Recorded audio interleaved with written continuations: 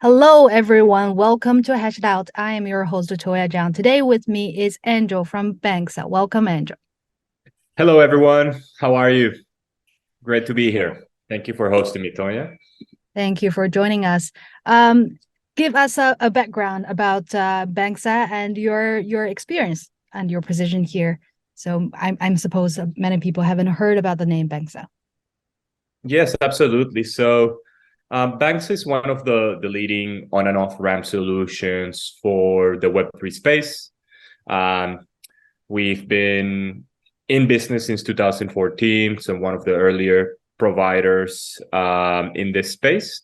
And for those not familiar with the on and off ramp term, basically we provide payment infrastructure for people to be able to buy and sell cryptocurrencies with fiat. So whenever you are utilizing, your credit card or your bank account to buy cryptocurrency, you're probably utilizing an on and off ramp solution. We are headquartered in Australia, and we've got offices worldwide, including Canada, Europe, and Philippines. And we work with a lot of the greatest, centralized exchanges, wallets, decentralized exchanges in this space. And we're of course very happy to be partnering as well with bit.com. Thank you very much. Yes, for users who want to buy cryptocurrencies or sell, simply come to bit.com and click on one button, which is called Buy Crypto, and we will see Banxa there, being the supporter of like the whole fiat crypto conversion thing.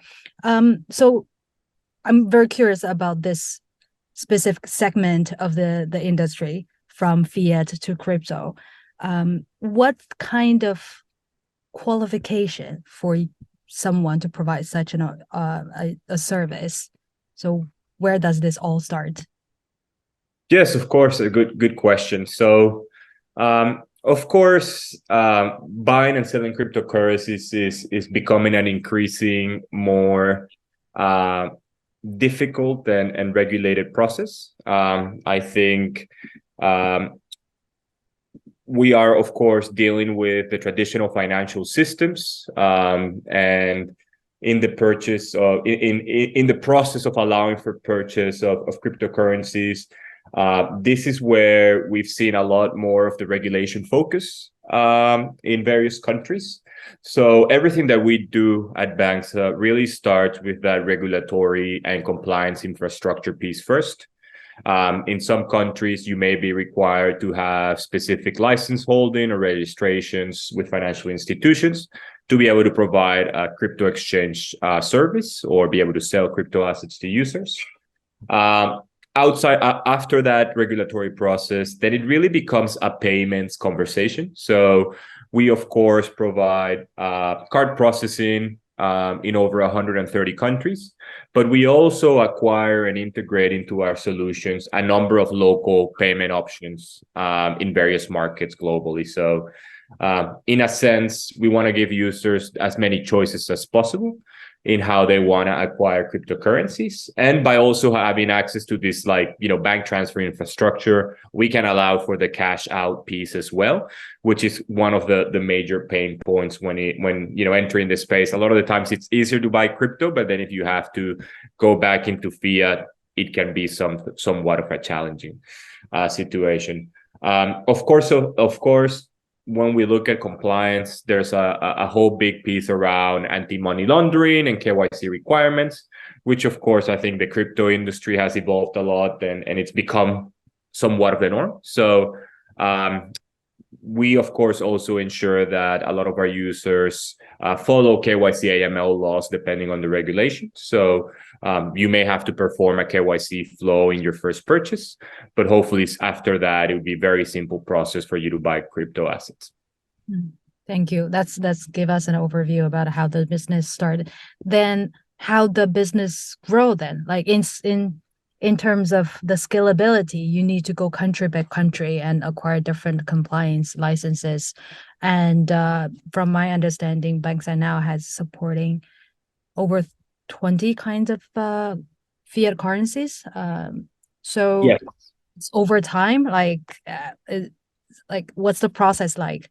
When Yes, absolutely. So funny thing you mentioned, we started the business with by owning crypto domains like bitcoin.com.au, bitcoin.com.uk back in the early stages of the industry. So we really started with this idea of let's go local first and learn how to do a local market before we go global. Once we really learn and optimize this business of acquiring local licenses through local entities and things of the nature, we also integrated with some of the major PSPs in the world that allow us to also process cards globally. So it really depends on, as an end user, what is the experience that you want to accomplish. With cards, of course, you get a lot of convenience when you purchase crypto assets, but of course, it's a more costly endeavor. There's normally additional fees that we have, and all providers have to process card payments. So that's why we focus a lot on local payment options. It really allows us to go local. And one of the things that we really focused and try to optimize is what is called as conversion rate or payment acceptance rates. Unfortunately, cryptocurrency is still deemed as a high risk purchase in a lot of markets. So what a lot of users will find is if they're trying to buy crypto with their credit card, the payments will fail. And that has nothing to do with the providers or anything like that. It really goes back to the bank that issues your card. So unfortunately, there's no other way around it. Rather, what we found, our approach is by having a local entity, we tend to have better relationships with the banks and acquirers, and we can get higher conversion rates. But the best way for you to have, 100% conversion experience, if you want to jump in and buy a coin, is through one of the alternative payment methods. So if you send us a bank transfer or utilize one of these APMs, or alternative payment methods, you should be able to always get that purchase order through. Yeah, I understand. So how does each of this fiat gateway providers compete with each other? I guess it's all about banking relationships and fees, like why they're charging different type of fees. Some are higher, some are lower. Yes, that's a really good question. So there's multiple ways. For those who know about payments may know why, but there's different ways you can get access to a payment method.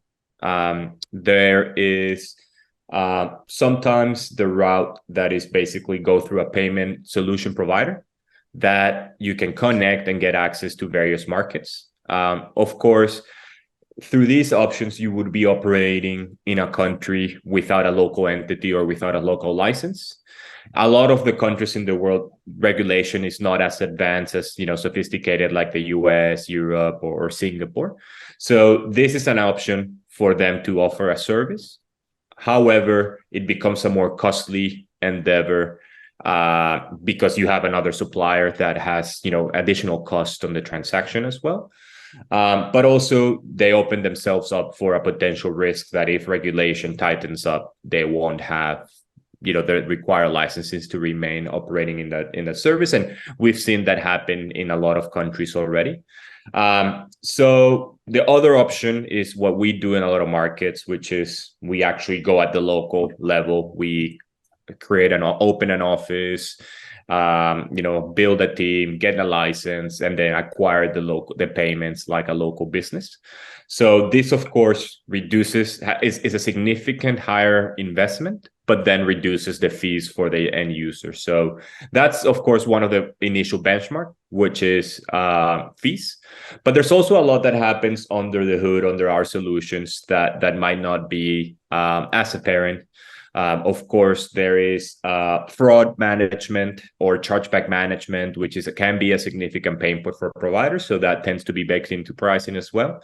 And the other piece is the whole customer experience flow. We run a lot of consumer surveys, and what we find that fees are, of course, very important for everyone, but trust speed of fulfillment and customer experience are also essential. So sometimes by having very sophisticated actions, it might add cost to the transaction, but it would give you a much better experience.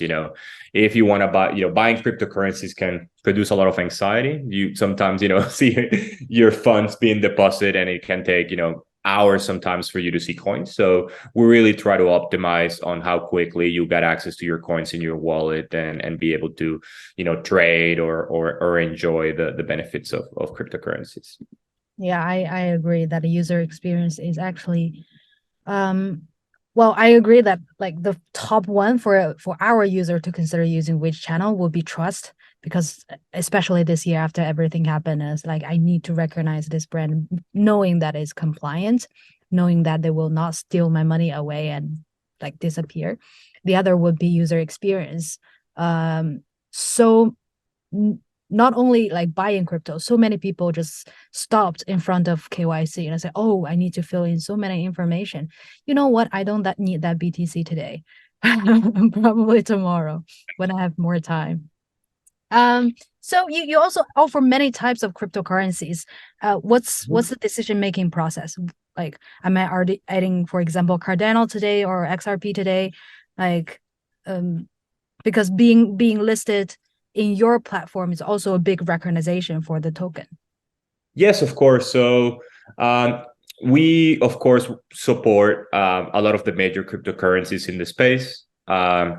We want to make sure that we provide our user base the coins that they want to purchase. So a lot of our listing decisions are made by just requests from our customers or feedback from partners. So a lot of the times, since we're integrated with so many partners, we get a lot of feedback or interest or request for potential assets.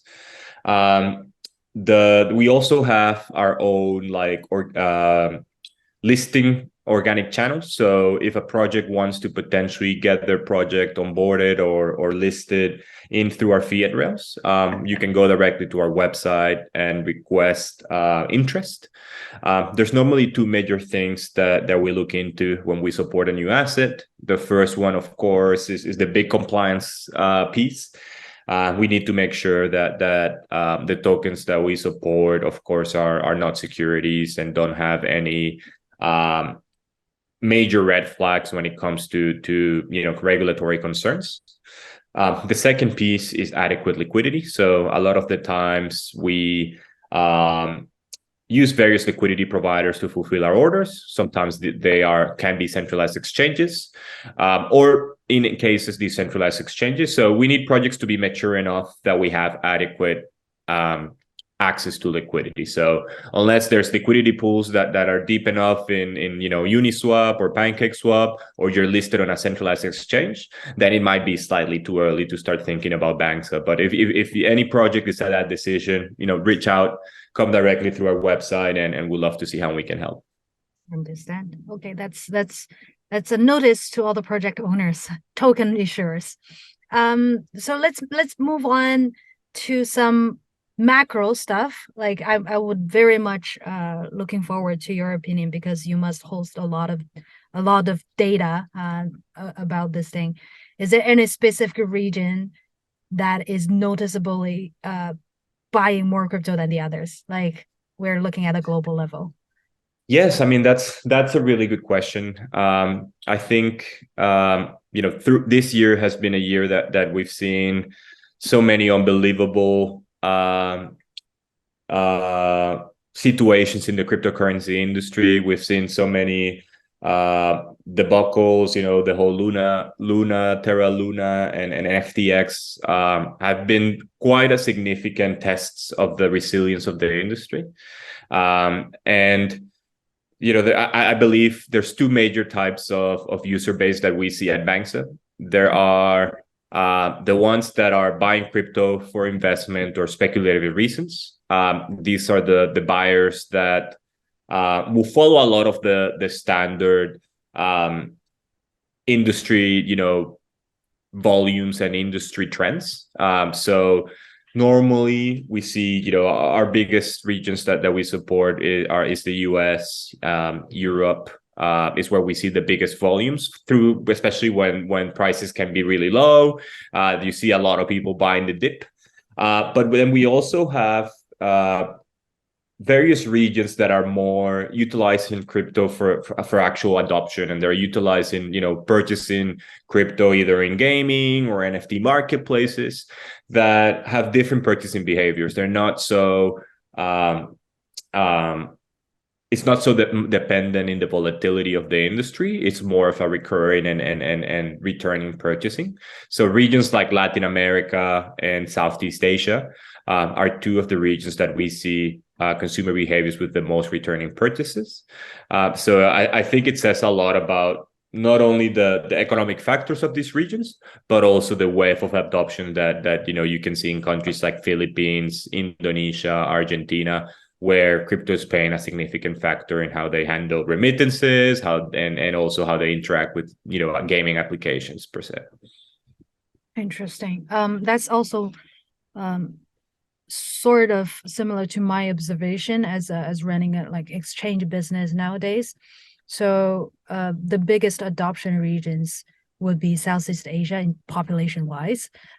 They are using it as kind of either gaming tools like AXS being very popular in Philippines, or as remittance tools. It's kind of daily life already. And for investment purposes would be some kind of developed countries in Europe, Australia, like Hong Kong, Singapore, Taiwan. These are the countries that we see kind of bigger ticket size in terms of purchase. Exactly. And mainstream tokens is kind of this type of user behavior. We also categorize our user type as investment type and trading type. Investment type will just buy and hold probably when the market is really, for example, now. Mm-hmm. And traders will be looking at the charts, and probably day traders or speculate on the movement of the market.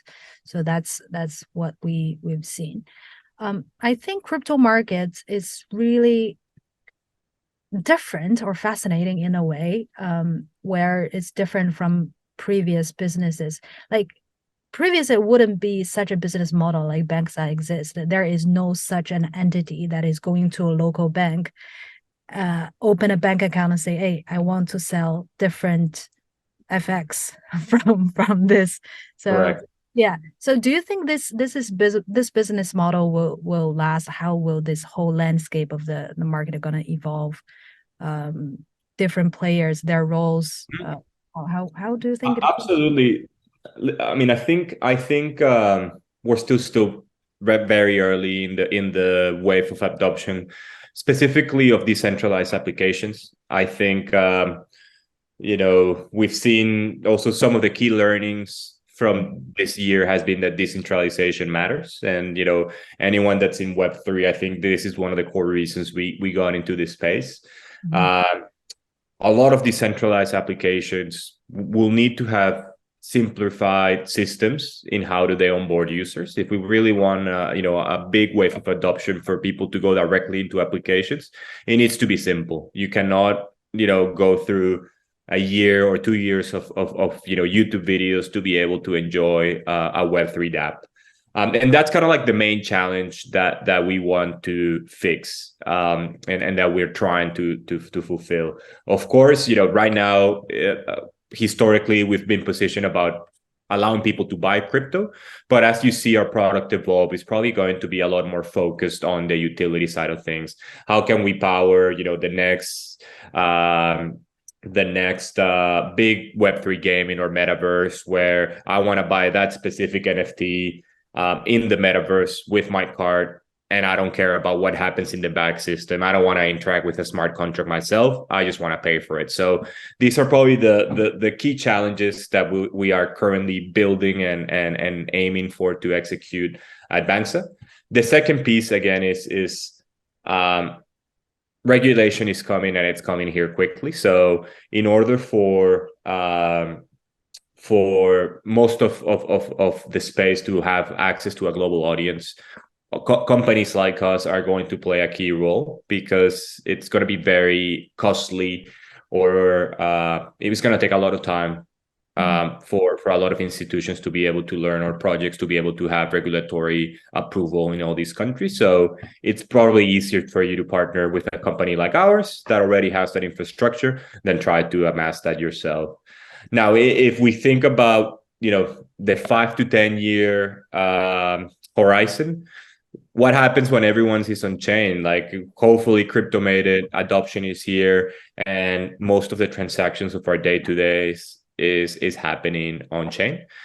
So that's another of the big challenges that we are trying to accomplish. How does Banxa can remain as provide value in that world where you're not jumping out from fiat to crypto as often? So we think it's probably going to be some of the tools that we're already building around fraud, KYC, AML, and ensuring that we are providing with a safe access to the cryptocurrency world. As we are running a centralized exchange, so probably this question will be more from my curiosity, like integrating Banxa with a decentralized exchange or a self-custody wallet. How does this work? Because you need the AML policy to go through. Is it even possible? Correct. So at the moment, for the most part, we still require various projects to have a legal entity that can pass our compliance or due diligence process. So big requirements is having an AML policy. I think our business is still looking at ways that we can power DAOs directly or power fully anonymous teams without having to have this requirement. But unfortunately, regulation is still not there. There's still regulation in most countries are still trying to identify how to regulate DAOs, what happens. And unfortunately, we have to abide by a lot of the rules of these institutions and banks and things of this nature. So as long as you have a legal entity in a without any sort of sanction individuals or sanctioned regulations, we should be able to add some value or find a way to work together. But it also really depends on the whole custodial or non-custodial piece. If, of course, as an exchange, you are holding custody over your end user's wallet. So we will have, or any other application that is a custodial application, we have stricter requirements. Whereas for non-custodial or fully decentralized wallets, for example, a lot of the times the end user is liable for a lot of the terms and conditions because they're agreeing for the wallet that we're going to be fulfilling to and things of that nature. Yeah, I'm thinking like, well, this is the time because the market is really down. This is the time to really think about how the market is going to be segregated and how each part eating which piece of the pie, right? So that's what bothers me recently, thinking the whole on-chain ecosystem or wallet, games, metaverse, or NFTs for users to get in access to them. The entry point, if it is a payment provider, that means Banxa needs to connect to each of the game, which is maybe thousands of them. Mm-hmm. That doesn't sound realistic. But if it is the entry point is, for example, from an exchange who is integrated with Banxa, yes, potentially that could be a way, but that means the market will be hugely consolidated, like into a couple of key players. So maybe there would eventually emerge into a infrastructure somewhere in the middle. Maybe we call it DID or something, like will connect to different payment solutions that facilitate all the things. And exchange will eventually also be a destination rather than an entry point. So I'm just giving some thoughts about this because we're kind of like two players in this industry and thinking how this whole landscape will be shaped into. Absolutely. And that's why you see exchanges really trying to dive deeper into various solutions, not just the trading options, NFT marketplaces, decentralized options of their own exchange, wallets. I think there's a lot of different important pieces that users will become more accustomed to. One of the key things that we think is of course important and probably for both of our businesses, exchanges and fiat on and off ramps, is the whole identity or key management in each ecosystem. At the end of the day, your wallet address or your keys are your passport to any specific ecosystem. So we really need to build together or make this the systems as easy as possible for people to get access to these keys and get access to a suitable identity piece, so they can focus a lot more on utilizing the different apps in the space. And of course, traders will always trade, and a lot of the times they'll like the convenience of a centralized exchange. I think the actions of a bad actor should not affect the true industry. There's a lot of great exchanges that do care about their customers, and I think there's still a massive room to grow. Yeah, absolutely. So I'm sure that Banxa has a lot of development plans in 2023.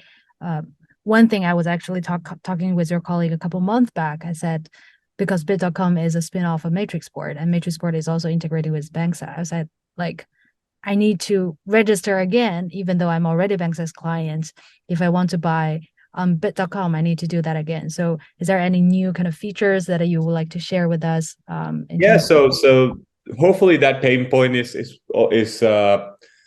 already fleshed out or starting to be rolled out. So we now have the capacity to remember any previous customer, regardless of whether you checked out with us. So if you bought a Matrixport and then go to Bit, as long as you utilize the same email address, all of the details from your previous purchases should be able to be remembered. So your billing details, your credit card number, and things of this nature. So really trying to lower the friction for you to come back to us is already be addressed. I know we are still testing a lot of merchants and making this widely available, but anytime now it should be a norm in all of the various partners that we have.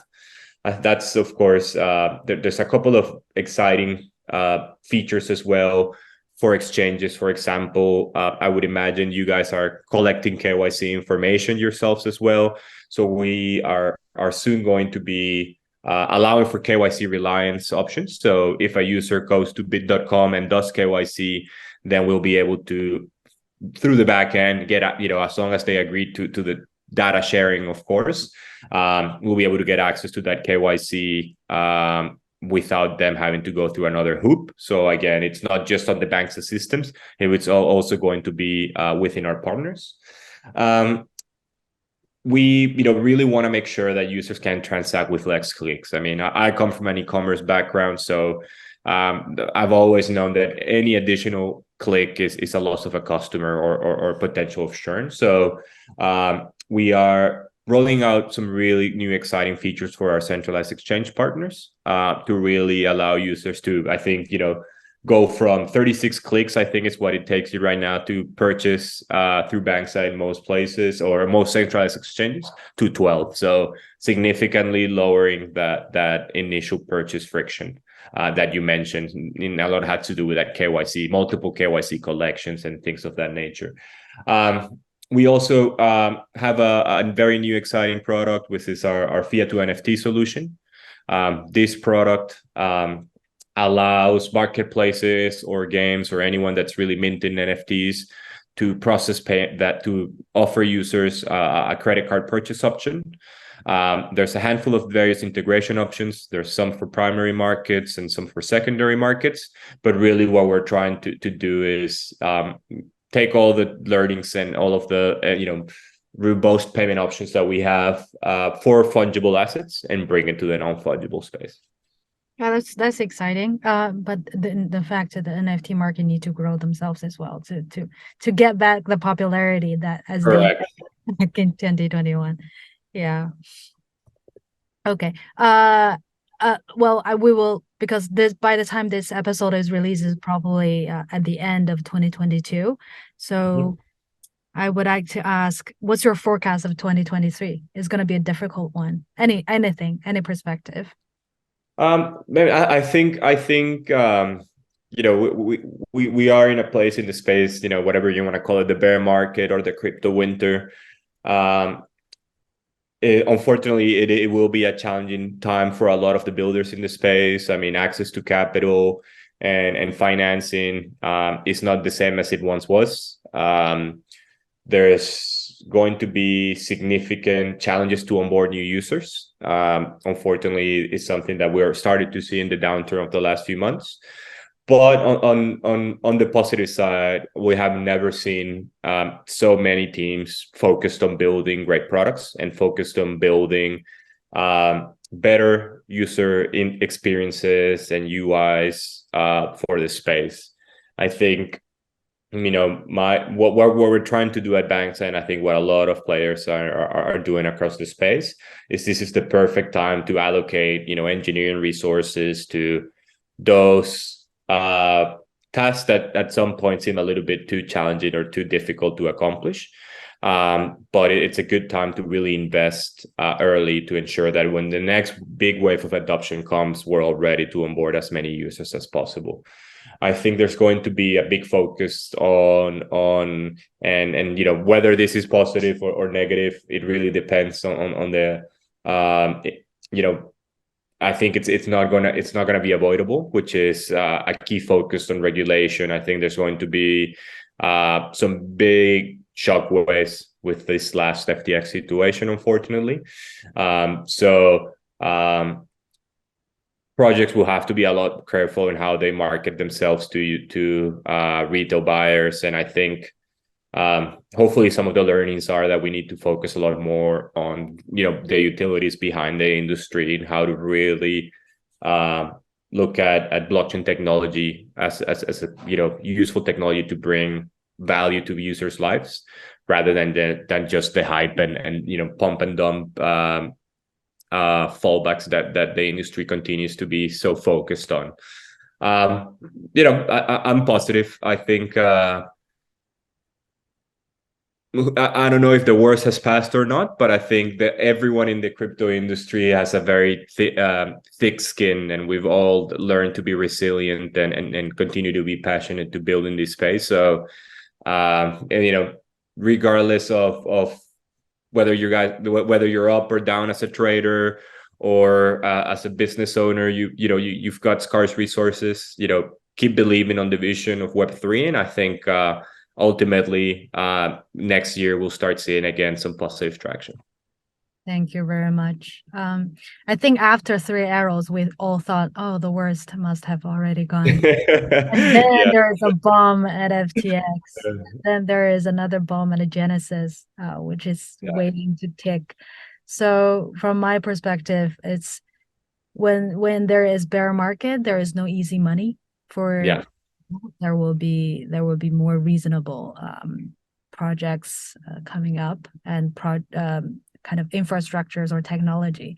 So hopefully this will be a good time for people to be really focused and think of doing like reasonable things.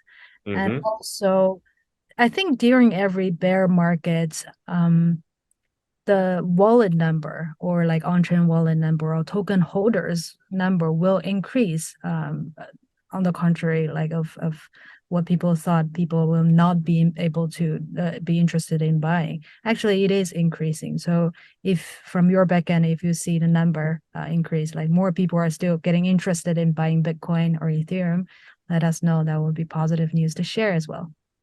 Absolutely. I mean, I hope we can share some insights around that.